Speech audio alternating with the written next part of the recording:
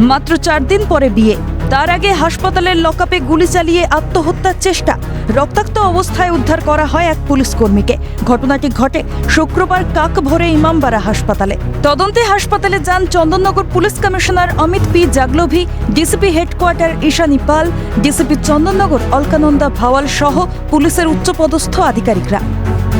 শুক্রবার কাকভোরে একদম চুঁচুড়া ইমামবাড়া হাসপাতালে পুলিশ লকআপ, সেখানেই কর্মরত ছিল চন্দননগর কমিশনারেটে এক কনস্টেবল এবং সেখানেই কিন্তু গুলি চলার শব্দ হয় এবং গুলি চলার শব্দে একদম রোগীর বাড়ির লোক থেকে শুরু করে তার যে সহকর্মী পুলিশকর্মী ছিল সে কিন্তু সেখানে ছুটে আসে এবং সেখানে দেখে রক্তাক্ত অবস্থায় মাটিতে পড়ে আছে। তাকে উদ্ধার করে আইসিইউতে নিয়ে যাওয়া হয়।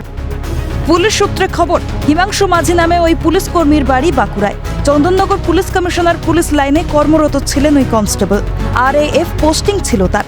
বৃহস্পতিবার ইমামবাড়া হাসপাতালে পুলিশি লকআপের দায়িত্বে ছিলেন তিনি, নাইট ডিউটি করছিলেন।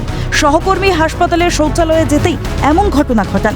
কর্মরত অবস্থাতেই নিজের সার্ভিস রিভলভার দিয়ে গুলি চালান ওই পুলিশ কর্মী বলে জানা গিয়েছে।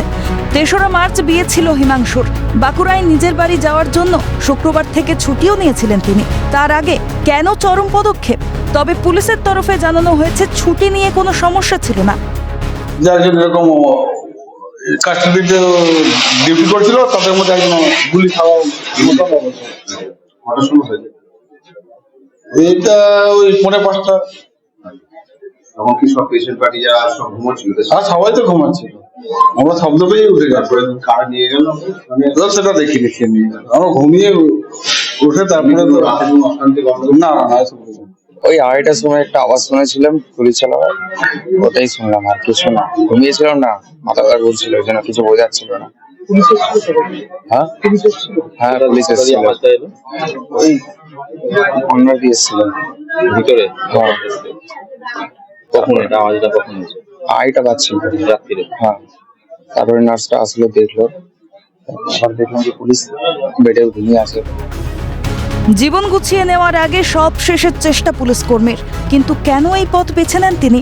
আত্মহত্যার চেষ্টার নেপথ্যে অবসাদ না অন্য কোনো কারণ, তা খতিয়ে দেখা হচ্ছে। চুঁচুড়া থেকে প্রীতম সাধুকা, ক্যালকাটা নিউজ।